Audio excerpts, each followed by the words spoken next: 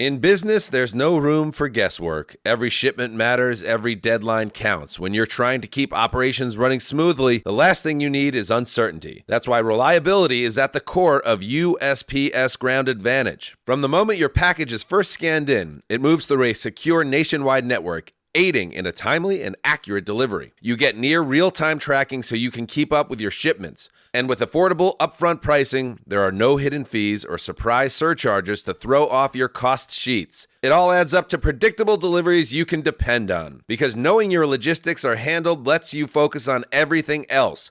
Your customers, your team, and the future you're building. Visit USPS.com/Ground Advantage to start shipping with confidence. USPS Ground Advantage. We mean business. I'm Spencer, and I work at United Healthcare. So Spencer, why do you care? I care because my daughter, Adeline, has special needs. I am motivated by Adeline, who inspires me every day. I am driven to help families like mine navigate the healthcare system. I'm so blessed to lead an amazing team at United Healthcare focusing on the member experience and making that better. I'm Spencer, and I'm committed to care.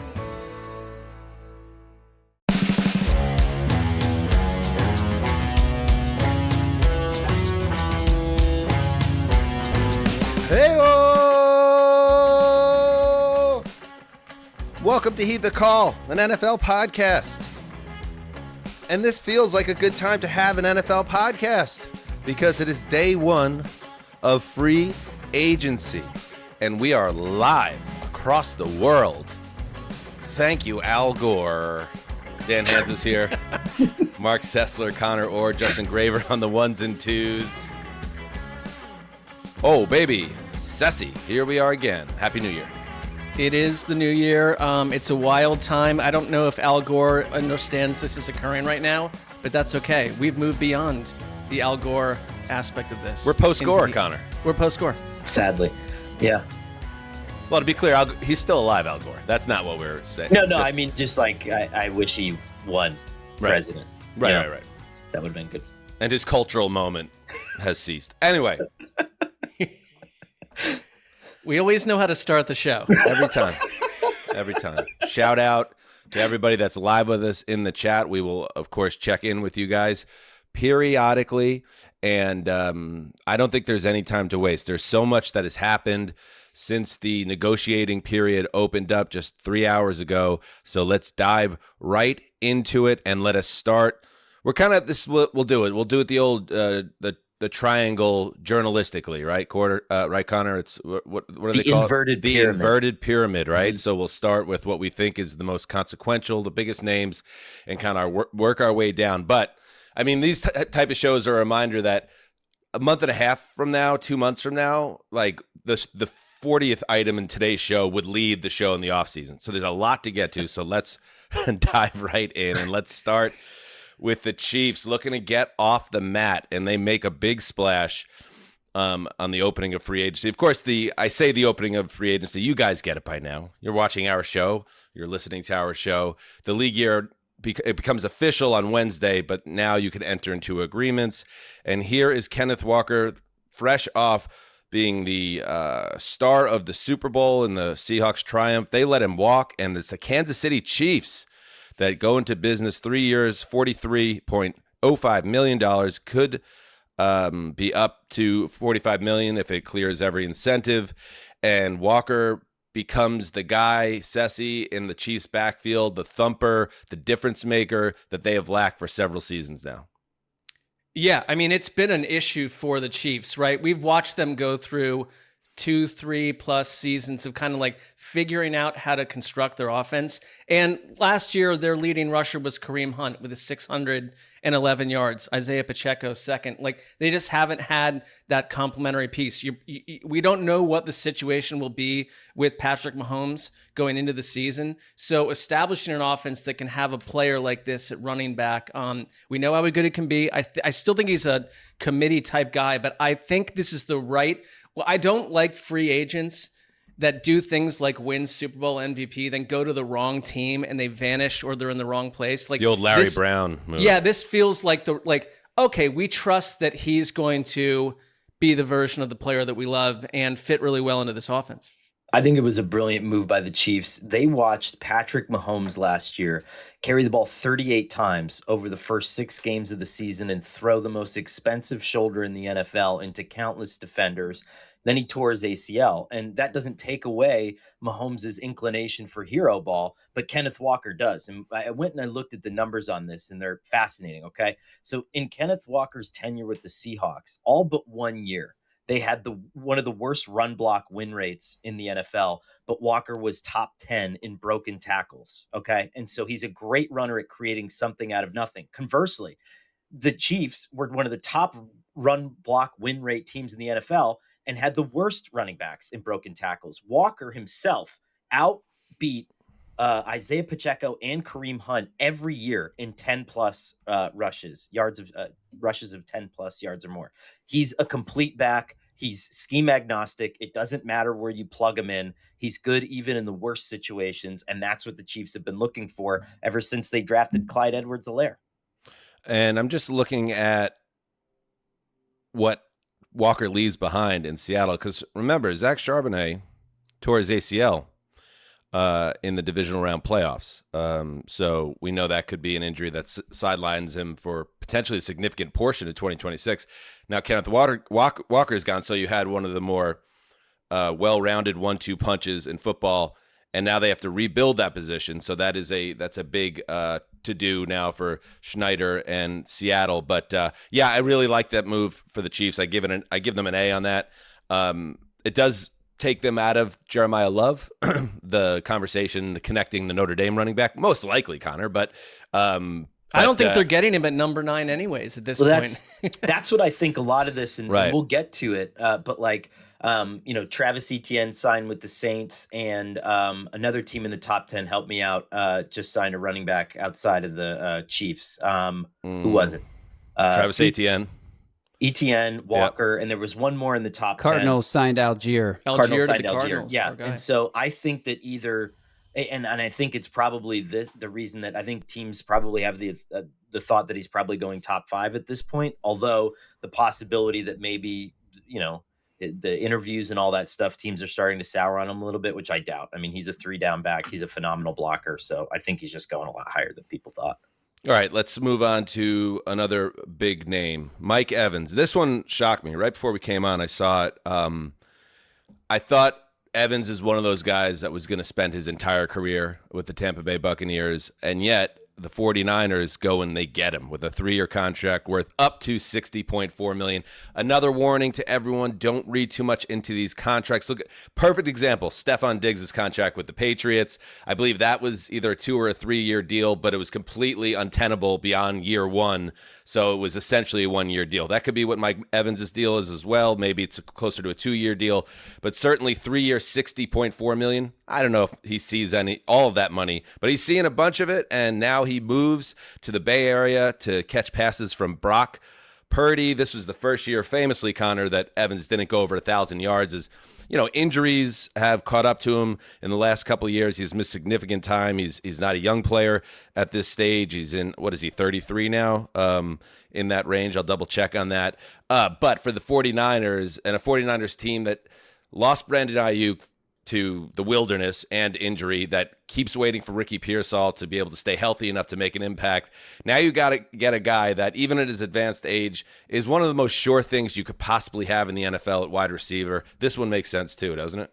So if you go back to the genesis of like what is today the Shanahan system, I remember interviewing a bunch of guys and doing a big story on it a couple of years ago. The archetype X wide receiver in that offense was Julio Jones, right? And they said if we could build a dream offense, we had Julio Jones as an X wide receiver like they did when Shanahan was the offensive coordinator of the Falcons. I would say that Mike Evans is the closest version of a modern day Julio that we have.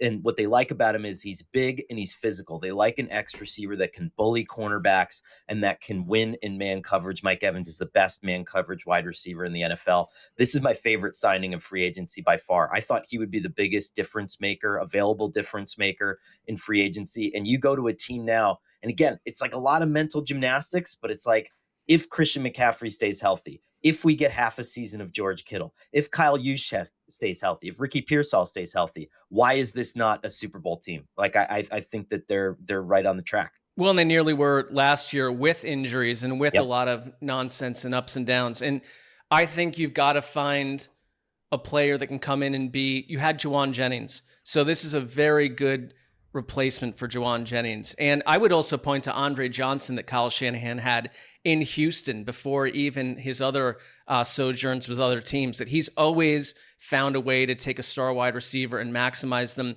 And the one thing, there were whispers out here, this day starts so early, especially if you're on the West Coast, like Dan and I. It was like at 6 a.m. I was hearing absurd ideas that Mike Evans was going to go to a couple of total loser teams. And it's like, no, you don't do that. You go to a team like this where Evans and Shanahan are a perfect pairing. And it is the kind of thing where, the deals I like where you can just see it happening like a good story idea before the story is put onto film. And that's what this is. Meanwhile, we have our first big quarterback domino to fall. The Dolphins agreed to terms with quarterback Malik Willis, formerly of the Packers, 3 years, $67.5 million. So you do the math on that. 60 divided by 3 and be 20 each. So there's 7.5 left over. So 2, 4, 6. It's like 22, 23 million a year. Keep this going. Yeah. Is that right? Do I have that right? So that's right in kind of the general area, maybe even a little lower than some people expected. It comes on the same day that the Dolphins made a historic decision involving Tua Tagovailoa, cutting him and eating the historic amount of dead cap money. Maybe a little surprising from that perspective, Connor. You have look at the Broncos as an example. The previous record for dead money was Russell Wilson, right? And it was almost identical, even though Tua's more money by about 5-10 million. Now with the salary cap higher, blah, blah, blah. Like, it's pretty much the same thing. And then they go and they hit on a rookie quarterback in Bo Nix, Denver, and it kind of took them off the hook a little bit. That is not the path that Miami's going right now. And it does. My first thought is don't trust organizations that aren't run well. And my second thought is that is a lot of money now tied into two quarterbacks, one who's not on your team and another who's almost totally unproven outside of, a few dozen snaps in live football in the last year or so.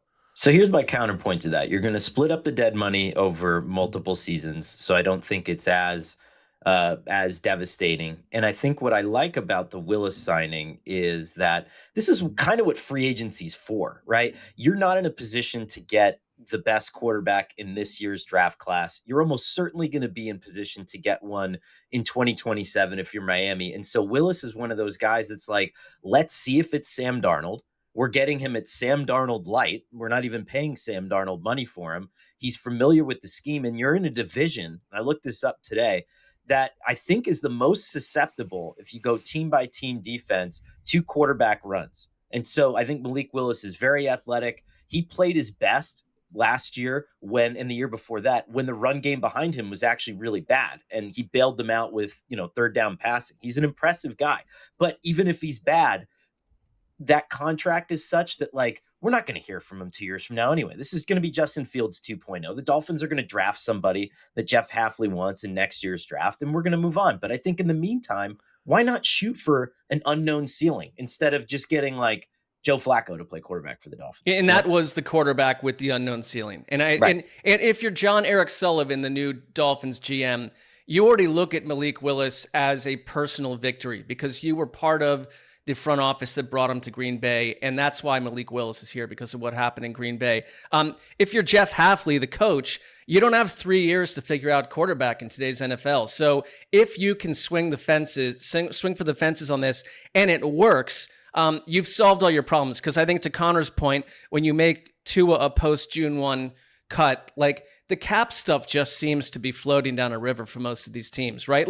Who's really worrying about cap space the way they were 5 years ago? Nobody. And I think the Tua thing is excessive, obviously, but it was like a broken romance. So you can't stay with that relationship. So, I mean, it kind of feels like, what's the difference between this and Tua? I think we'll find out. I mean, teams that are run well care about the cap and how they spend. I understand do, that the cap is very high. It's over $300 million now, but it's just, I don't know. It's just one of those moves. I see what you're saying, Connor, where you're taking a swing. And if you're a have-not team, and the Dolphins have been that for several years now, you can definitely look ahead, and there's been a lot of turnover on this roster since the new regime took over, and be like, all right, maybe we have a guy and maybe we hit on something. But it seems like a big risk that could tie them up in even more knots potentially at the end of the day, because yes, there's a higher cap ceiling, but it's still, the money's going up for the payments too. So you're still going to mess with familiar problems, and especially when it's tied to one position. But it's the past regime though. So what does the new regime do? Like pay the sins of the past regime? Like I think they've got to swing for their own. You can do what Conor said, the boring move, which is get your ducks in order and then try to locate a young franchise player either in this draft or the next one. This is the other path you can go, which doesn't mean it's not going to work, but it's definitely comes with a little bit more opportunity for it to go sideways, given Willis's own checkered past as a player. On the cap front, though, right? Like, so let's say Tua's cap number is like $56 million this year. Malik Willis's cap number is like $8 million. Okay, and so it's almost like a high end backup quarterback contract in terms of the year-to-year cap allocation of the dollars. And the other part to this too, I think that we need to address is the fact that the roster was so bad that the general manager got fired. There's not a lot of other guys that you need to sign to extensions right now. You know what I mean? And so that money, you're in kind of a theoretical vacuum where the money doesn't matter because you don't have to allocate it to anybody. I mean, how's that? The math's not mathing for me, so help me out. How do you sign a $67.5 million contract? Does the year 2 cap number go way up? It has to come at some point, right? The year 2 contract, the year 2 number goes up, and it depends on how you spread out the guarantees, but they're just putting themselves in a position to essentially cut him with less repercussions if he's not good either next year or in the following offseason. Okay, speaking of Tua, and by the way, this is a new thing. You know, we got our eye on the social media situation around the league. This continues to happen. I know it happened in Cleveland. Where else did it happen? A quarterback gets dumped, and then there's a moving tribute to the quarterback on the team's social handles. Now we have a thanks for the memories Tua, and a lot of slow motion, a lot of swelling orchestral strings. I would say I wouldn't thank him for all the memories. I just feel like these post-firing appreciation videos, like they're so obviously trying to scream organizational class, but it's just performative. It's tacky. Enough. Put out the press release, say something nice, and bugger off. And when we all move on, just a little side note there. Am I the only one that this bothers? No, I think think you didn't feel great about the Deshaun Watson one, right, Mark? No, of course Watson. I don't feel great. I don't feel Yeah. great about that one, obviously. But I think one thing that is the dimmest aspect to this is that there was a period when all 32 teams were instructed by the league to make each of their websites look exactly the same. And that morphed into how social media for each of the 32 teams is run. And so now when this happens, like they all do this absurd post that obviously agitates someone of your nature and myself as well. And we see through it. And like, but a 12-year-old might not, or I don't know. And a lost individual. Well, good job, NFL. You've pulled the wool over the eyes of the local 12-year-old who think that you're a well-run organization. Well, that's the future. And player first in every way. Anyway, Miami did cut Tua. They signed Willis. Like we said, they take on an NFL record $92 million in dead cap hit in the process. But Tua is not going to be out of work for long. Like Kyler Murray, the team that gets Tua can take him on at a veteran minimum contract with all the offset money involved. And here come the Atlanta Falcons.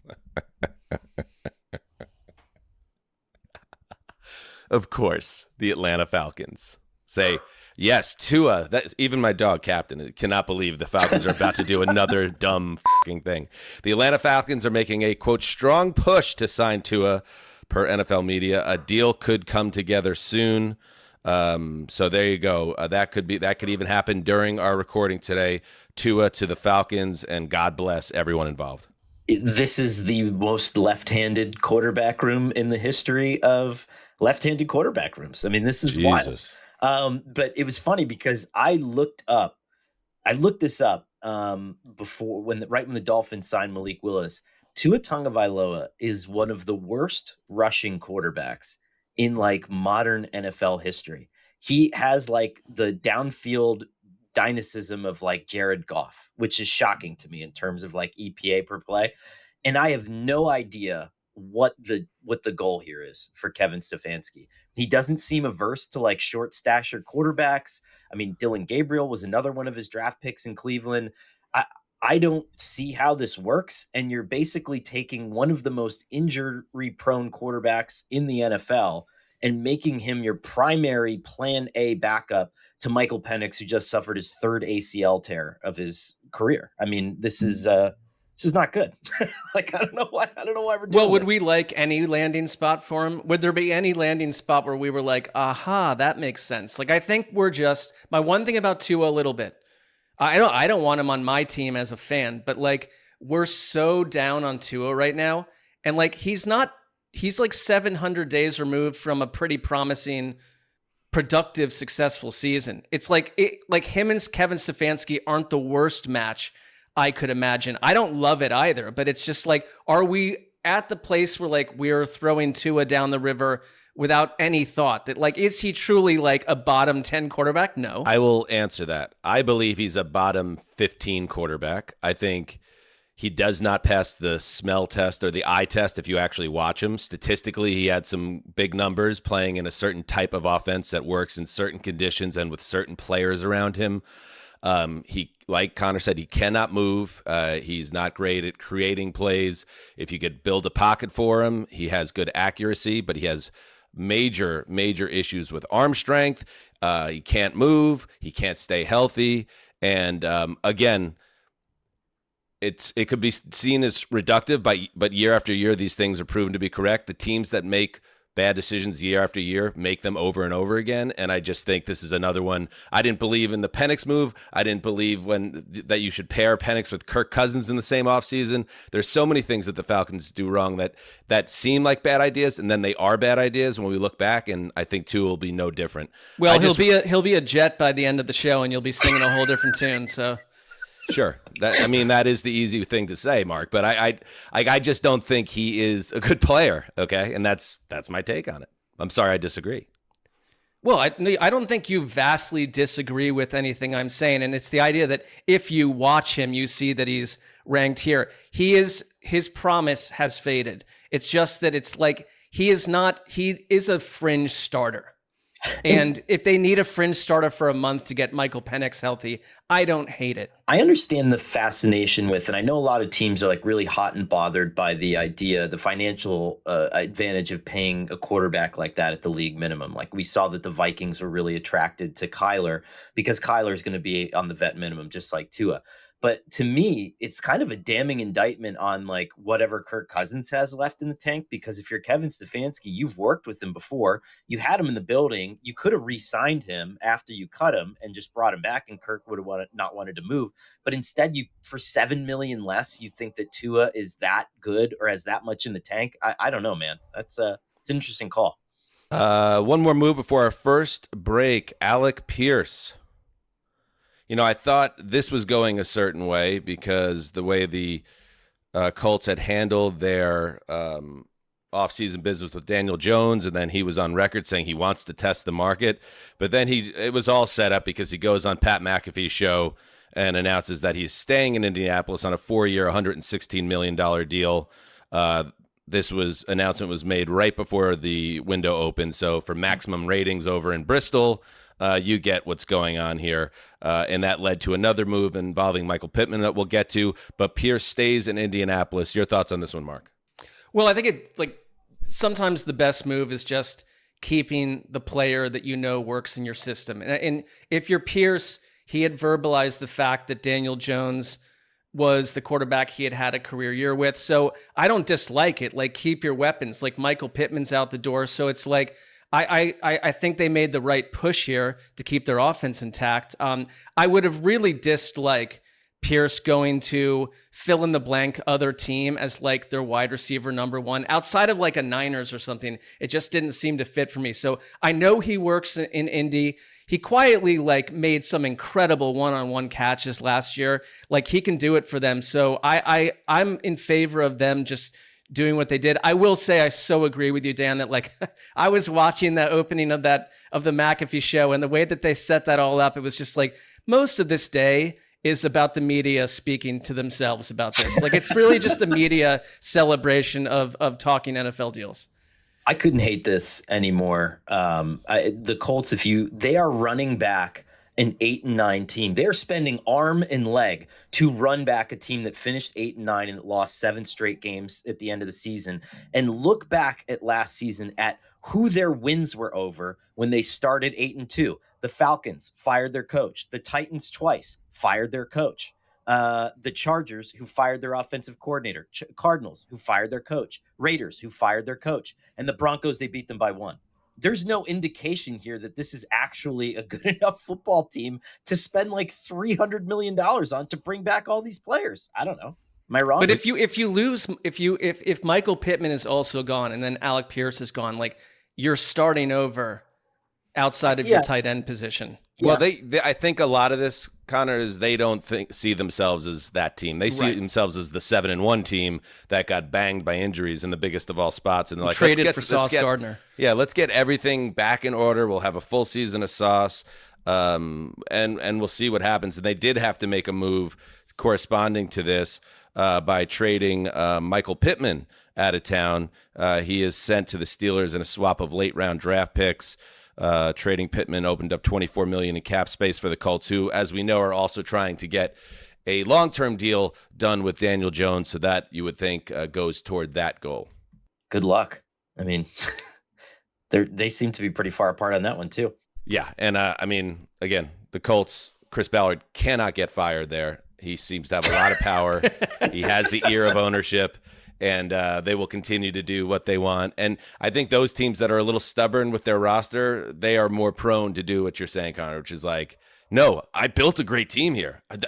We got to see this through. And it's like, okay, you better be right, because it might actually get you done in the end. All right, let us take a break here. We're just getting warmed up. Day 1 of free agency. Stay right there. We'll be right back. When you bring a child into the world, your perspective shifts overnight. Suddenly, I'm not just thinking about today. I'm thinking about kindergarten drop-offs, first cars, college tours, all the milestones I can't wait to see. And part of loving my family means planning for their future, even in the uncomfortable ways. That's why I chose life insurance through Ethos.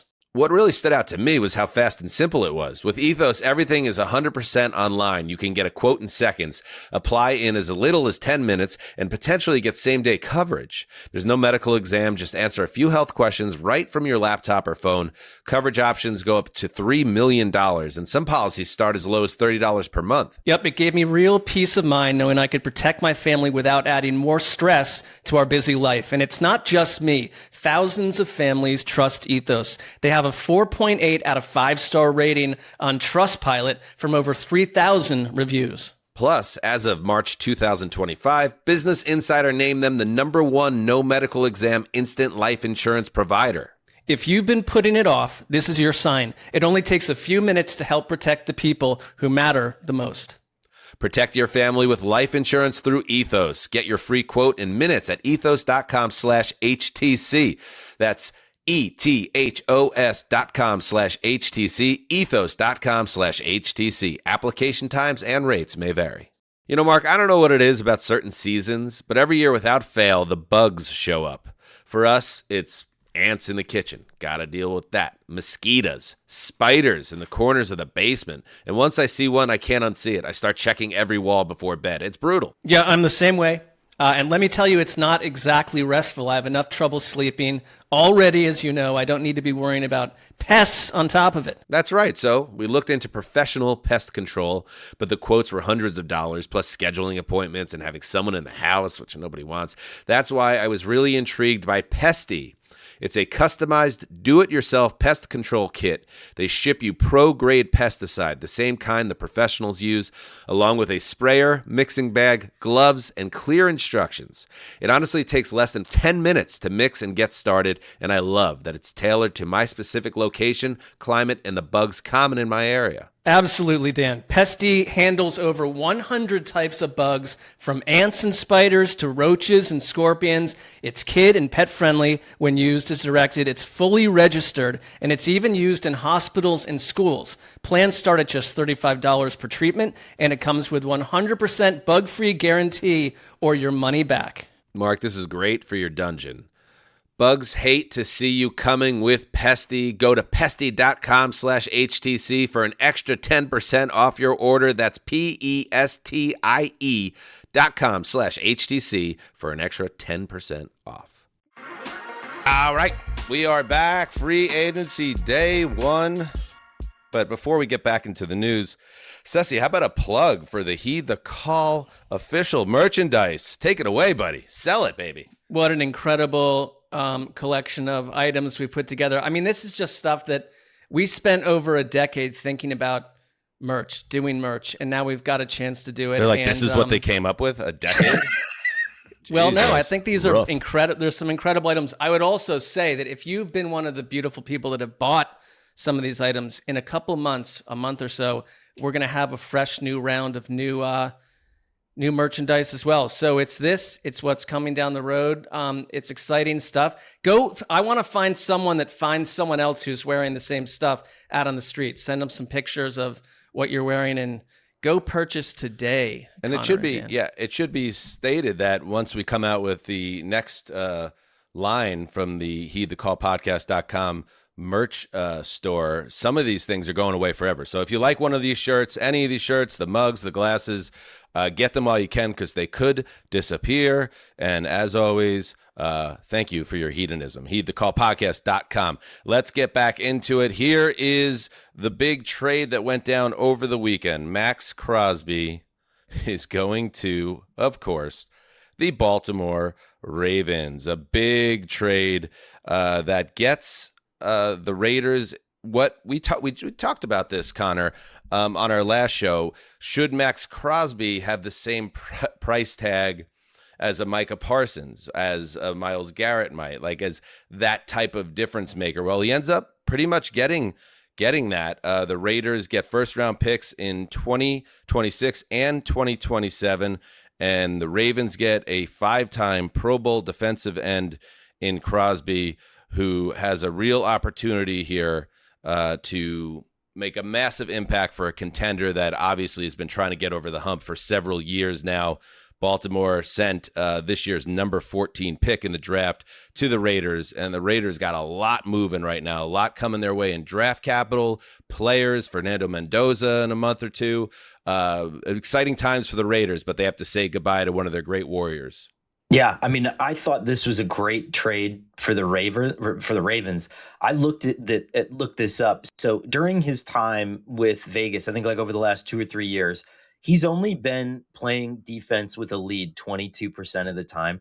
And in that same time period, Baltimore was playing with a lead like 50% of the time. And so can you imagine how good his statistics might have been if he was in that Ravens defense for even longer? Jesse Minter needs a run-stuffing, run-setting edge. He's by far the best that you're going to get. And my main curiosity here is Baltimore's been ahead of the curve in a lot of different ways with Eric DeCosta, especially as it pertains to the draft. Is this a statement from them about this year's class and generally, I think, about the preparedness of the college players that are coming out? Are they just not seeing the talent? Because they drafted an edge in the second round last year that Mike Green, who didn't really work out for them. And they had Owe before that, who didn't work out for them. And so I'm wondering if they're kind of like, we're going to kind of pivot here, do what Bill Belichick did mid-period and really load up on some vets. It was a philosophical break for the Ravens, who have never traded a number 1 pick ever for a player. And so it's 2. And that it tells me that they looked out on the landscape and said, this is a different type of target than what's really ever been available to us. They had 10 sacks last year from edge players. It's been a problem for them. Their leading sacker ever. I looked this up. It kind of threw me because you think it's like Terrell Suggs or someone like that. It was Elvis Dumerville in 2014. They really just haven't had that kind of guy. He had like 19 and a half sacks that year. He was a monster, I thought. It was 17, but you're close. Yeah. And it's like, but you look at a defense now and you're taking this young first-year head coach and setting it up with a unit that has Maxx, Roquan Smith, Kyle Hamilton, Nate Wiggins, and on the other side of the bar, you've got Lamar Jackson, who they're probably going to do a new deal with. So it's like the Ravens went from where they were, a little bit of a disappointing season, obviously, to the number one team in the AFC, tied with the Bills for Super Bowl odds to be Super Bowl contenders. And this deal did that. Does that work? These are the kind of things that we look back 3 years from now and say, this didn't work at all. But the Ravens have to earn our credit to some degree because they don't make mistakes. But this is the biggest swing for the fences they've had picks-wise ever. I think two things could be in play here, right? I think it's a great trade for it's expensive, and you could argue whether Maxx Crosby is worth 2 first-round picks. But at the same time, I think it also informs a little bit of, and this word is an ugly word, but it doesn't have to necessarily mean a bad thing. Desperation maybe starting to seep in to Baltimore's building. Like the Buffalo Bills, the frustration has to be off the charts that they can't seem to get over the hump and even get to a Super Bowl. And now we're going to do something that's outside of our comfort zone. John Harbaugh is out of the building now, so we have different leadership on the sideline. That's a big deal, and he was such a prominent figure for them behind the scenes as well. Some of this doesn't feel Ravens-like, but maybe that's not a bad thing. I also think, you trust organization. Conversely to what I said at the top of the show, you trust these organizations to get it right. Absent his body breaking down, I don't think there's any way that Maxx Crosby isn't an absolute menace in the AFC North. He is a warrior. He's hyper motivated, and he's going to want to prove the Raiders wrong for not doing right and building around him. And I know that I'm not alone in this thought. You know who else agrees with this? Cincinnati Bengals wide receiver Jamar Chase, who is playing video games online, which is what these young men do today. And when he found out the news that Maxx Crosby was now going to be chasing down Joe Burrow, yet another guy that's going to be trying to maim Joe Burrow. Here's Jamar Chase's live reaction to the news. Joe just texted me. Ravens traded for Maxx Crosby. No,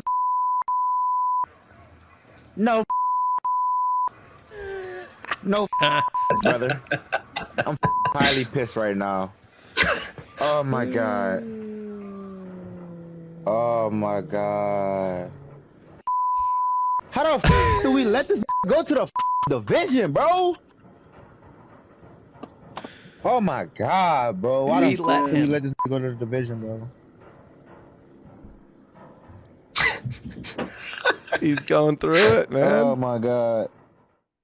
Maybe if they didn't spend all that money on wide receiver contracts, they'd have enough to sign a better pass rusher. Yeah, maybe. And the two other kind of interesting notes here. One, the Dallas Cowboys were the bridesmaid, and we'll get to the Cowboys and bridesmaids in a little bit in more detail and in a different context. But they had offered a first and a second to get Crosby over. And again, you could start just doing the big picture look at what the Cowboys deciding they wouldn't pay Micah Parsons and trading him for draft assets, and then a year later turning around and trying to give up some of their draft assets to get a player who is great but not Micah Parsons. Like, does that team know what it's doing ultimately?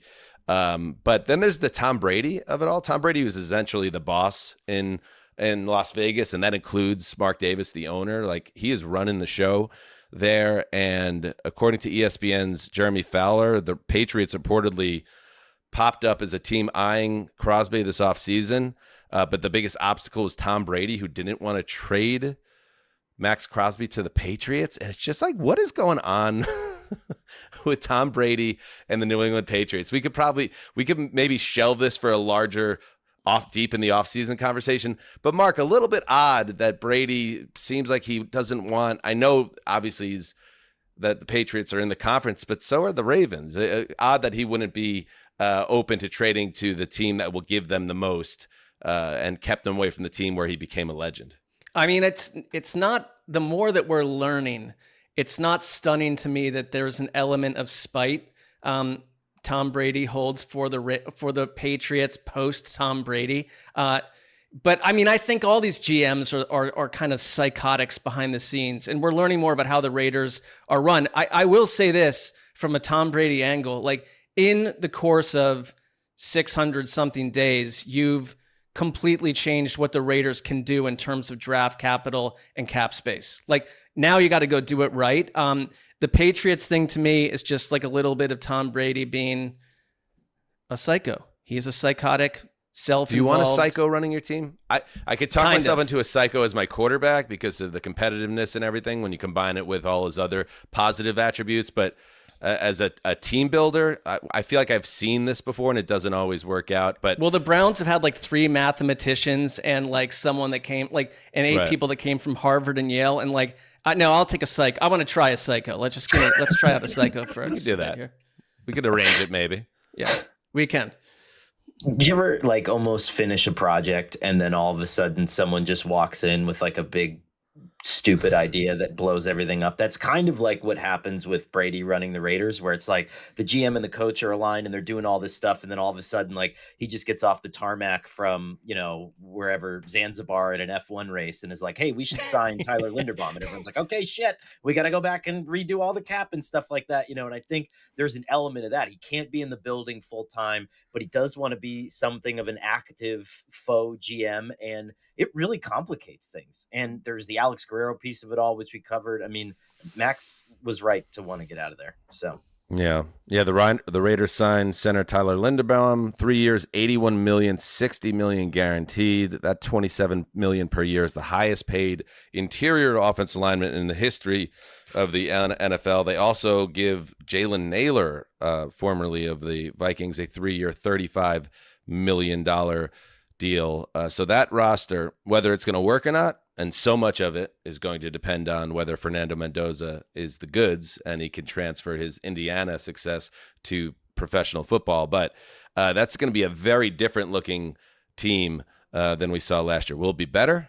Could it be much worse? The other thing that you said they set themselves up well, Mark, like they also, sucked so hard last year that they have the number 1 overall pick in the draft, like it's all kind of come together into this offseason where they will be, I feel like they're a pretty easy one to say, okay, a lot of people are going to say the Raiders won the offseason, but their gross number of assets and how much money they have to spend, it's hard not to look at them as improved because they suck, Well, what if you, here's an idea that came to me late on Saturday night. And I realize it's far afield, but like, let's further annoy Jamar Chase by taking all these assets and trading for Joe Burrow, who doesn't want to be in Cincinnati, and you bring Joe Burrow to Las Vegas where he fits, right? It's like Joe Cool in Vegas with the Raiders. The Bengals get the number 1 pick. Mendoza fits so much better in quiet, calm, serene Cincinnati than he does in Vegas. And you bring Burrow to the Raiders and you give the Bengals, both teams win because both owners kind of quietly want to go around the route of actually paying or doing anything of legitimacy. And it absolutely plays into the Mike Brown world of like, we're going to act like you won this, but you got rid of your expensive quarterback. You draft Mendoza. You have a rookie quarterback for the next 4 years. He fits perfect in the public Cincinnati world of doing a bunch of charity and Catholic events and stuff. And then bang, Joe Burrow goes to Vegas. Like, why not? Then Tom Brady, we're looking at him differently. Wait, what? What? I'm saying if you're the Raiders, instead of doing the thing where you've got all these like picks and half of them don't work, like package them and do whatever it takes to get Joe Burrow as the Raiders' starting quarterback. Here's where I agree with you. I think that this goober mentality around building draft equity, it's a scam. It's like damn crypto. It means nothing. And all the same people that were like draft equity after they traded Khalil Mack, look at what they got for Khalil Mack. Josh Jacobs, Damon Arnett, Brian Edwards, and Quentin Bell. Only one of those players made it 3 years with the Raiders. The Raiders had 11 picks last year. Okay. And look how many of those guys contributed to their offense. Ashton Jenney was not one of the best rookie running backs in that class, and they drafted him 6th overall. Jack Besh had 20 catches as their 2nd-round pick wide receiver. Like, this team might not be good at drafting, and they're amassing draft capital. They have 11. They're going to have 22 draft picks in 2 years. And I read somewhere that this coming year, they have the most draft equity in a single draft than like any team over like the last quarter century. But what evidence do we have that they're going to do? But you're looking at the Raiders historically, or other teams in this situation historically. They're run by a psychopath former quarterback who fully believes, like a mad dictator, that everything that he's thinking is absolutely correct. So he wants to take a crack at this, at building out a young roster. That's what. See how that goes. Sometimes. Yeah, we'll see. But I'm just saying that's how I imagine it. And like Joe Burrow. I mean, we talked about it a few weeks ago. Connor, you made the point that Cincinnati has the reputation of not really trying, but they have been trying to build around Burrow, and they paid Burrow, and they paid Chase, and they paid Higgins, and they've upgraded their scouting and their facilities and all that stuff, and nothing is taken. But I guess if I am the Raiders, because I think Joe Burrow is a Hall of Fame player who's got probably 6 or 7 great years in him if he could stay healthy, I would pick up the phone and make the call. And I said this a month ago now. I said, if the Raiders don't love Fernando Mendoza, get out of the pick, because there are 5 desperate teams behind you that would love to trade in and take a shot at old, oh, shucks, golly, I'm so good at quarterback Fernando Mendoza. Yeah, you could pick up the phone and see if the Bengals answer. But like, as we say, they're trying, but like their wide receiver doesn't sound too pleased based on the recording we just heard. And Joe Burrow was like in super deep emo mode at the end of the season with like a bunch of like dark poetry at every press conference. So maybe it's time to research new options here. All right, let's move on. Another trade. Rashan Gary goes from the Packers to the Cowboys. That's a trade for a late 2027 pick. The Jets have been busy. There was conversations or reporting out there that one of the things that they had diagnosed internally is that they had no real veteran leadership. So you knew what was going to come next here in free agency. Let's get a bunch of old guys, and that will do it. And I think you're seeing that. Enter Minkah Fitzpatrick, the safety, who goes from the Dolphins to the Jets. The Dolphins were most likely going to cut Fitzpatrick, so not a lot of leverage. So they trade Fitzpatrick for a 7th-round pick, and then he turns around and goes 3 for $40. His deal with the Jets, an extension. Demario Davis. Once upon a time, the Jets had Davis, let him get away to the Saints, and he became an All-Pro for New Orleans. Now, late in his career, he comes back to the Jets, 2 years, $22 million, $15 million guaranteed. I think Davis and Aaron Glenn spent time together in New Orleans, if I'm not mistaken, as well. So connect the dots there. Joseph Asai, the edge, also to the Jets, 3 years, $36 million, $22.5 fully guaranteed per Schefter. Also, Kingsley Enagbare, the edge, goes to the Jets, 1 year for $10 million. And David Onyemata, another defensive lineman, to the Jets, 1 year, $10.5. So they're redoing the defense as one would expect. It was the worst defense in the league last year, just about. No interceptions, famously. Here we go. It's interesting if you're Aaron Glenn, because on one hand, you're like, wow, they're finally giving me my guys. And on the other hand, you're like, oh my God, only one of these contracts is basically more than 2 years. And so they're basically saying, if you don't fix it and back up what you said at the Combine about defensive play calling being your superpower, you are not going to be the head coach of the New York Jets next year. I mean, this is very much a 1 year move. And what it does is it kind of stems the panic around tanking a little bit, even though we know how invested they are in the 2027 draft. But at the same time, I don't think it makes them competitive enough. Do we think any of these moves make them more than like a 4 or 5 win football team? What I think based on what I've been reading around the team is this doesn't, even though these are all defensive players, I just ran off there.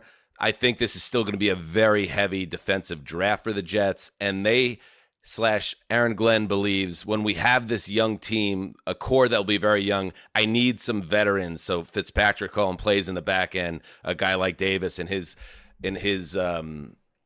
his experience and success to help tutor these kids in their first year. Again, Am I buying it necessarily? No. Does it make sense structurally? I think it does. They're also a team with a lot of cap space.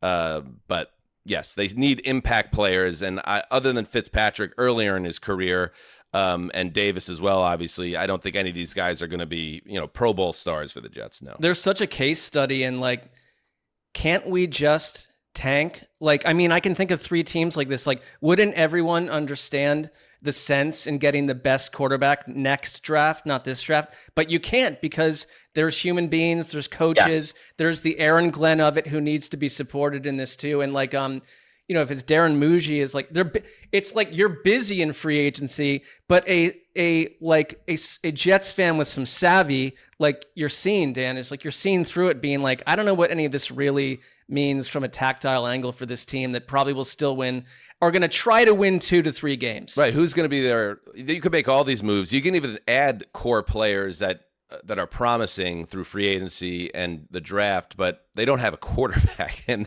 they're going to really struggle to score points, one would think, and they're going to still lose a lot of games even by trying to get better. And so maybe they thread the needle where they make progress organizationally, but still land a top 10 pick. And I think James Palmer brought it up. They have so much ammunition that they don't need to be in the top 3 to get where they want to be. Maybe they can't get to number 1, but there's more than one prospect at quarterback in the next draft class. They have 3 or 4 first-round picks next year? Like, ammunition. Almost too many. Well, you could also turn those picks around and call up Cincinnati. Well, that's why I'm saying it's not a crazy, like, why not try everything? Like, right. But we don't have Fernando Mendoza in our back pocket. Like the Raiders. You don't have a back pocket. Right. Well, yes, they're like they're lady pants. I got them at Macy's. I didn't realize till I got them home. Meow. All right, the Rams. They make a move here. Jaylen Watson, another addition to their secondary. We knew they would make a splash in the back end. Trent McDuffie. Obviously, they traded for him late last week. So Watson gets 3 for 51. There you go, Justin. And McDuffie, that trade goes through. KC gets the 29th pick, a 5th, a 6th, and a 3rd in 2027. McDuffie then signs a 4-year, $124 million extension, 100 of that guaranteed. That is a record APY for a cornerback at $31 million a year. So there it is. The Rams have rebuilt the back end of their secondary. Probably more to come as well. It's an arms race in that division right now, isn't it? Oh my goodness. Isn't that so exciting? And isn't that exactly, unless you're the Cardinals? Yes, right. Everybody, but they're going to be like, hey, look, Jimmy Garoppolo. But yeah, and that's what we wanted, right? And I think there's a beauty of it because we're seeing John Schneider approach this really differently than he has historically with the Seattle teams. He spent an arm and a leg trying to re-sign everybody from the Legion of Boom and to keep that band together. But I think he has so much faith in himself now that it's like, okay, go ahead. I'm going to replace Kenneth Walker. I'm going to replace all these other guys. They're reloading. The 49ers go out and they get Mike Evans for 3 years. And I think they're going to evolve their offense in turn. And now you have the Rams completely fixing the back end of their defense. The 3 smartest coaches in the NFL in the same division battling it out like this is the best part of free agency right here. With what you could argue are the 2 best GMs in Snead and Schneider. I mean, yes. And they kind of created this reality where like, don't try to sell to your fan base that it's going to take 5 years to rebuild your team. We're going to do it in 2. And both of these teams have done that, and both have won Super Bowls recently by doing that in different ways. So you're absolutely right. Like, there's really no division. It's equal. I think the AFC North of old would call themselves that, but they feel ancient compared to this. All right, let's take a break here. And when we get back, we go through the rest of the transactions with some analysis. Maybe we'll check in on the live chat and also some batch news to get to. Yeah. Stay right there. Walmart Business saves you time, money, and hassle, which means you can focus on what really matters, like putting the money you save back into what you do, spending more time training your team, filling orders, and finding new clients. Anything and everything, right down to, oh, that's one, choosing the best hold music. Walmart Business. It's the Walmart you love, now for your business. Learn more at business.walmart.com. All right, welcome back. Hey, Justin, jump in the chat a second. What? First what of all, could what you possibly can need me for? a couple things. Number one, people close to 1,000 people on the live chat right now. What can people do to support the show with a simple click? Let them know. Let us know. Let Mark know specifically. Yes, Mark, just so that you know specifically, the best thing you can do is like the video, subscribe to this channel. If you're not already subscribed, that's crazy if you're not, but go ahead and do it. We don't need to get active in the live chat. But the number one most helpful thing you can do is share this stream. Send it to a friend. Post it on Twitter or Facebook or Reddit or wherever you post things. Send it to your parents. Say, hey, curious about NFL free agency? Don't wait till August to catch up. Catch up live right now. What's this? I see in the stream, Benjamin asks, wait, that was not what it is. Justin asks, Susie Blacker wants to know why Justin all cranky.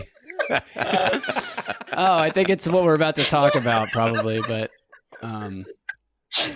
I know why you might be a little bit cranky, Justin, because the old unks that you work with might have been right about a certain situation, and it continues to come to the forefront in culture. This from brobible.com. Unbelievable that is the name that one would come up with. Dak Prescott and fiance officially cancel wedding after disastrous joint bachelorette party in the Bahamas. Oh, baby. Oh, it was all over the news this weekend, Dominating Connor. the news. My mentions were on fire. And here is the reporting right here. Dak and his fiance, Sarah Jane Ramos, have officially canceled their wedding after I said a disastrous batch party. And they had to, according to TMZ, Ramos and Prescott went on to have a heated argument that was bad enough for them to cancel their April 10th wedding. Via TMZ reporting, we're told the relationship had been rocky behind the scenes for a month, but things came to a head with a blow-up argument at their joint bachelor and bachelorette parties in the Bahamas, and Sarah Jane called it off. And, Justin, this is something major bullet dodged for you because it feels like your relationship was intact at your batch party, which we were very much against on this, and we caught some heat from the public. Hey, old guys, this is the way things go now. But once again, let me underline the biggest systemic flaw of the batch party, beyond the fact that your chance to get away with your guy friends that you're not going to get to hang out with much once you get married. But you are taking young, potentially attractive people. Some are in relationships, some are not in relationships. Then you infuse it with booze and potentially illicit substances other than that. And then you pump it filled with expectations and put yourself in a party environment, and bad things happen. Justin, I now clear the runway for you to finally admit that your unks were right. Yeah, so I was at my parents' house last night with my family doing a little celebration thing, and this story was a big topic of conversation, and something that I said to my dad was like, I am not going to share this news story with Dan, Mark, and Connor. If they happen to see it and it makes it into the rundown, so be it, but I'd rather not. By the way, that is so against the ethos of being the producer of a show that it almost makes my head explode, but go on. Just because I didn't want to have this conversation, but no, it's better for the show. It's a better show. I'll admit it. Yeah, I'm just happy and lucky to say that I'm not in the position that Dak Prescott is currently in. Our friends were not like I don't know what happened with Dak Prescott. I'm assuming Dak did something himself that. Well, why do you automatically blame the? Why do you automatically blame the?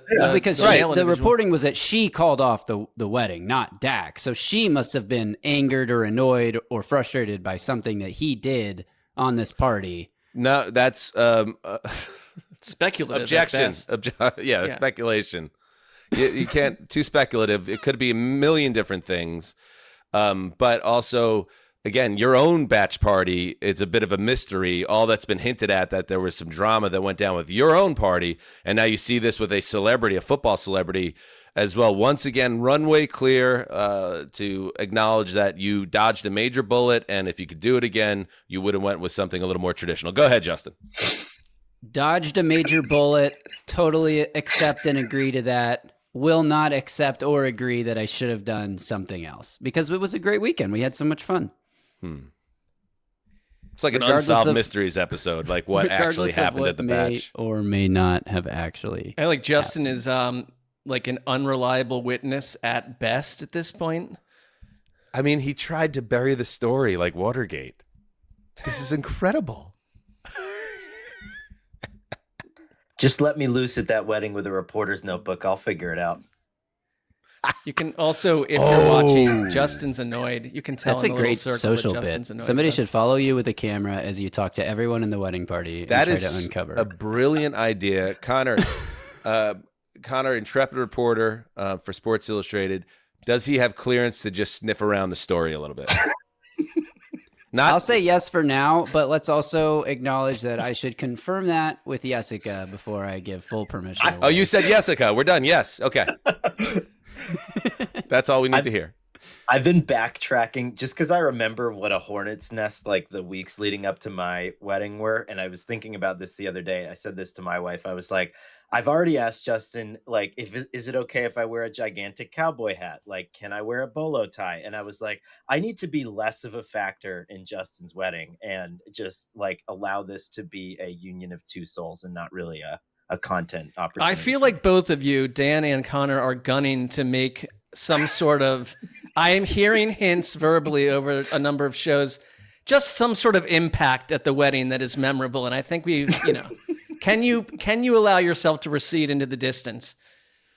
I think we have a more important calling than just being party guests. I think it's reached that level.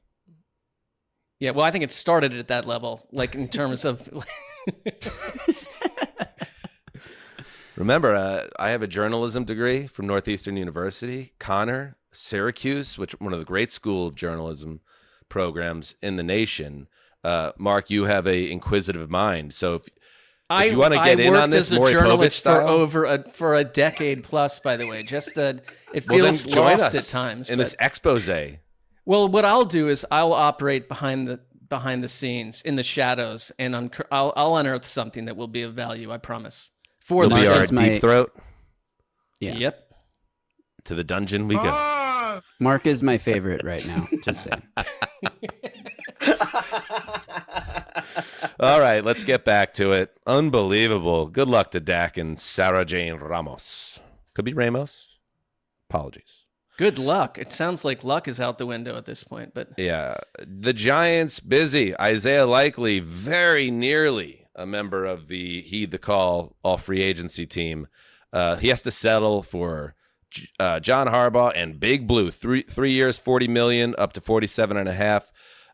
If he hits all incentives, and that gives Jackson Dart a very high potential in terms of his playmaking ability, target at tight end. That team needed more weapons with Malik Neighbors also coming back, obviously, and now you have Isaiah Likely there. They also add the Giants' Tremaine Edmonds at 3 years, $36 million, and punter. I love this. Talked about this on the last show. All these free agency 101 and all this stuff, all these lists out there. We don't even give special teams categories. And like, does anybody remember how special teams affected Super Bowl 60 as an example? The punter just pinning the Patriots inside the 10 repeatedly. Kicker making everything. Unbelievable. Anyway, Jordan Stout gets 3 years, $12.3 million. That's a record deal. The highest paid punter in NFL history. So he follows John Harbaugh from Baltimore. The Giants doing work. I think it's going to be really interesting to see. I like the Likely signing because they also have Theo Johnson. Like, what does that offense turn into and what do they become? I thought they were a quiet possibility for Kenneth Walker as well. But there's a lot to like about the Giants. I also, maybe this is just the cynicism within me, but there's this assumption they're just going to go to the playoffs under John Harbaugh. And I just like, kind of could see them winning 6 games too. So that's just a little March thought for you. All right. Well, bottle that for August, because I think the hype is going to start pumping up for the Giants. They just feel hyped up to me, Yeah. but I do like the signing. I would say two things on that front. For the punter, MetLife Stadium is a horrendous wind tunnel. It is awful. And so for Harbaugh, who had a special teams background, I think Stout was particularly important to them. And I know he was standing on the table to draft him a couple of years ago when they did. Took him over the punt god, if you remember that. Or what was he called? That was Matt it, Ariza, when he came out. And then Isaiah Likely is great with improvisational quarterbacks, was really good at kind of knowing where Lamar Jackson was and adjusting his routes. Jackson Dart's similarly a big run-first quarterback, and so I think that's going to help him a lot. Let's move to the Cardinals. Mark, your boy, running back Tyler Allgeier, formerly of the Falcons. Imagine going from the Falcons to the Cardinals. Just imagine. Well, 2-year contract worth $12.25 million. Not maybe the market that Tyler Allgeier is officially your guy. And not maybe the deal some were expecting, and also the landing spot, Mark. I know you were expecting Tyler to maybe get his chance to be the sled dog. This is a backfield that already has Trey Benson, all right, whatever. But James Conner, who just took a pay cut to stay with the Cardinals.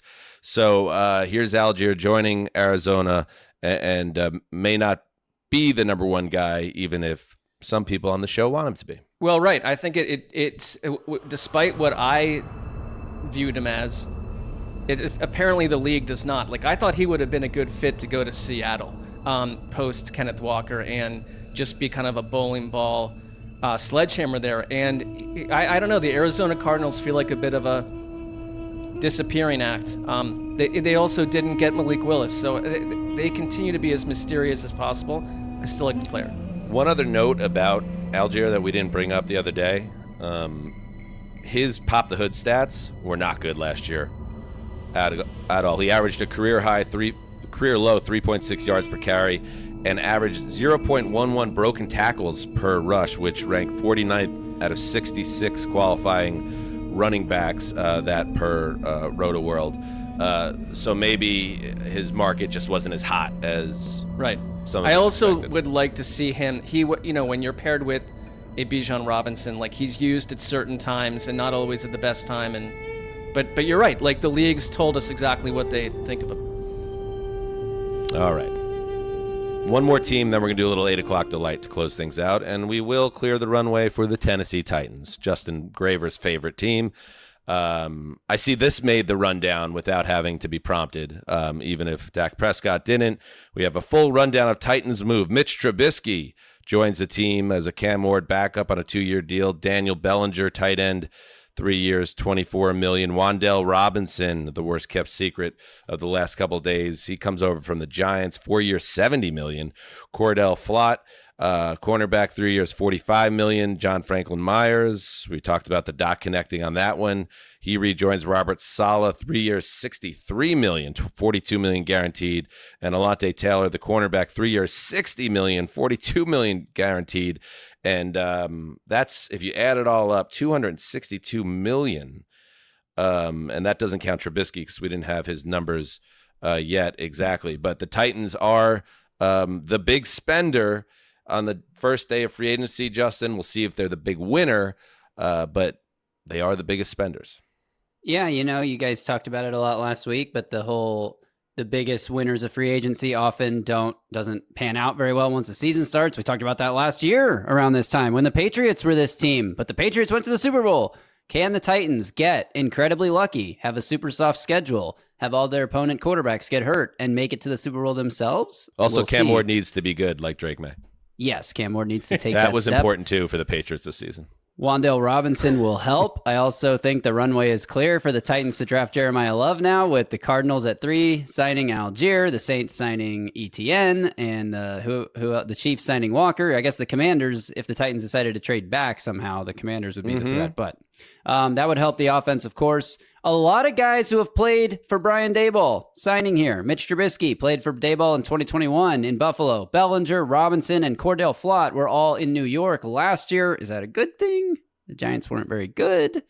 Who knows? John Franklin Myers, you mentioned the connection to Robert Saleh, of course, and they needed starters at all these positions. They needed an effective wide receiver, got Robinson. They needed a good tight end that can block, Bellinger. They needed a better backup quarterback than Will Levis or Brandon Allen, and they didn't have any starting cornerbacks left on the roster. Well, they're going to cut Snead at some point. So they needed to sign 2 guys. They needed a defensive tackle after trading T'Vondre Sweat. So they're hitting a bunch of needs. They're spending a bunch of money. I hope they don't regret it in 2 years. That's the only thing, right? That's always the thing. I think you did hit on one thing in there that both Dable and Robert Saleh, there's been like a Men in Black memory wipe of anything bad that ever happened in their careers, and now it's all smooth sailing. But I'm not gonna rain on your parade, Justin. Nice, you're building this thing up. You could be the Patriots next year. You never know. Right. Enjoy your parade. Thank you. Parades are fun. And you know what? We can keep this parade going until September. We'll just live in hope season. This is the best time of year, right? For our teams, especially. Dan, Jets making a bunch of moves. Mark, the Browns signed a bunch of, they signed a guard, I guess. I don't think they did anything, but I don't. They signed a guard. They signed a big deal. Do we want to have like a quick like post-production meeting during the show to talk about if, when they have the Super Bowl parade in Nashville, I guess it would be Tuesday after the Super Bowl next year. Do we want to get just like a producer to fill in for Justin that week? Do we give Justin the week off, or do we try to work it around the parade? Like, how are we going to handle that? That's a trenchant topic for post show. Absolutely. Yeah, we discussed that. Yeah. Anyway, you can move on. 8 o'clock delight. Buccaneers. Oh, he was on our HTC free agency team. Kenneth Gainwell. He goes to the Bucs 2 years for $14, $10 million guaranteed. Alex Anzalone, the linebacker, also the Bucs 2 for $17. But yes, they lose Mike Evans. That's crazy. The Patriots, we just talked about him. Draymond Jones, the DT, 3 years, $39 million to the Pats. Reggie Gilliam, the fullback, gets 3 years up to $12 million, 6 guaranteed per Mike Garafolo, our boy. The Bears, they go and they grab Kobe Bryant, also a member of the HTC defense, free agency defense. The cornerback goes from the Seahawks to the Bears, 3 for $40. Devin Bush also joins the Bears, 3 for $30. Neville Gallimore, DT, Bears, 2 for $12. The Saints get Travis Etienne from the Jacksonville Jaguars, 4 years, $52 million. It's finally over. Alvin Kamara and the Saints as a thing. Etienne becomes the new Kamara. At least that's what they hope. David Edwards, the guard, he signs with the Saints. Ryan Wright, the punter, to the Saints, 4 for 14. Edwards got 4 for 61. Big deal on the interior by the Saints. The Lions pick up 2 offensive linemen, Cade Mays and Larry Borum. The Mays deal is 3 for 25. Other moves, Jalen Phillips moves from the Eagles to the Panthers. The Edge gets 4 for $120 million. Big move, big splash there, Sessy. I really like the ETN to the Saints scenario. I quietly think the Saints in a winnable division under our friend Ellen Moore / Kellen Moore. Look out for them. I think that's the kind of signing I like. They needed to work at running back there, and it's going to work. It's going to work. All right, and I like that Jalen Phillips doesn't stay with the Eagles. Zion Johnson, guard, Browns, 3 years, $49.5 million. Oh, baby. Charlie Kohler, the tight end, Chargers, 3 for $24.3, $17 million guaranteed. Brian Cook, safety, Bengals, 3 for $40. Amik Robertson, corner, Commanders, 2 for $16, 9 guaranteed. Connor, your thoughts on those moves? Charlie Kohler was one of my projections to the Chargers. I think he fits Mike McDaniel's run game perfectly. You have a banged-up offensive line. He was the best run-blocking tight end that was available in free agency, and he bolsters that unit. Love it. Ellen Moore. Austin Hooper, Falcons. Josh Jobe to the Seahawks, 3 years. Seahawks edge Boye Mafe reached agreement on a 3-year deal with the Bengals. That just happened, 3 for $60. Big move for Cincinnati. Look, they're trying, Sessy. Joe Burrow's not going anywhere. They are trying, and you're going to have a massive draft haul when you send Joe Burrow to the desert. Spicy. Jordan Davis. Actually, Joe Burrow, he's got that hair right now. I don't like it, but it is what it is. He can do anything he wants. He was sitting at a blackjack table or a poker table with Jessica Alba. At 2 a.m. The starlet. Who has a boyfriend. Or more. I don't know. Ooh, that's a spicy meatball. Was this at the Ramos Prescott batch? Did this efforting information on that. So, all right, that's it. Khalil Mack stays with the Chargers. Eric Stokes stays with the Raiders. Cole Holcomb stays with the Steelers. Marcus Mariota stays with the Commanders. $7 million. That's the going rate for a good backup in the NFL. $7 million a year. I remember it was 3.5. Not so long ago. You remember those good old days, Sussy? I do. Those were special times. Pumping out copy in the NFL media newsroom. Oh, you've remembered that I actually worked in a newsroom at this point. Like we're making progress here on the show. So. What do you mean? What are you talking about? I don't know, because it was like, oh, Mark, what did you say? I have an inquisitive mind. Like you do. Well, I was more pointing out that Connor and I had journalism degrees, which I know you followed a different path in your many universities. I did, but I can promise you I'm good at finding out information at a boozy wedding. So very nice. I've seen that. Was that a breaking news or developing news? What do we got, Justin? Yeah, I mean, the whole day is just one long simply series must of go. developing news items. Yes. But this one's big, and I didn't want to miss it and then have to wait for tomorrow to hit it if we're about to end the show. Former Chargers defensive end Odafe Owe signs 4 years, $100 million with the Washington Commanders. Big deal. Very nice. Very nice. Let's check in with our super chats. We love our super chatters. Gary Soto. We don't know if he's related to Juan, but Gary, probably not. He's enjoying the live stream. Thank you very much. We just assume he is. Tennessee Tim. Edmonds would be my fave upgrade. We need it. That's devoid of context, but I'll let Connor break it down for the audience. Edmonds actually signed with the Giants, so we missed. Let's see. No, we get it. We got it. What am I talking about? You got it. Our buddy Christopher. It's HTC Live. I mean, important sophomore meeting o'clock. That's right. Thank you to everybody. Thank you, Christopher, for all your years of support. Everyone who is not working and stealing money from their company, essentially. Yes, we love that. We applaud you. We've done it ourselves, and it feels good, right? It feels like you're getting away with something.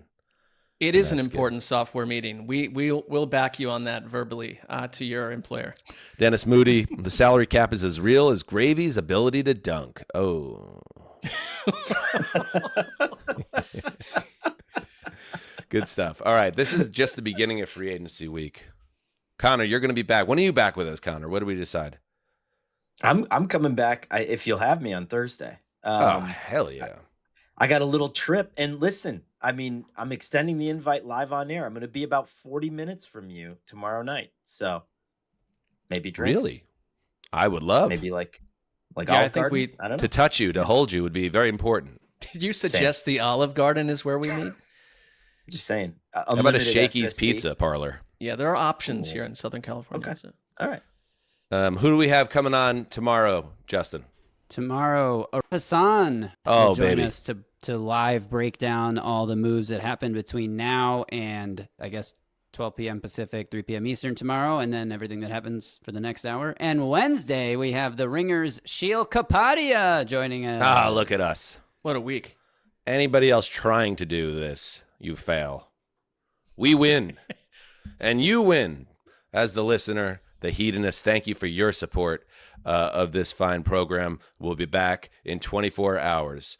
Mark, do you have any final thoughts to share? And again, not an attempt to slander your journalistic integrity, simply talking bona fides in terms of degrees. No, I mean, the place I worked for when I was a journalist came to their own conclusions about my journalistic inventiveness. So case closed, as they say. I'm hoping that there's a text that comes from Party Elise or Party J like, hey, you guys aren't actually going to do intrepid reporting at the wedding reception about the batch, are you?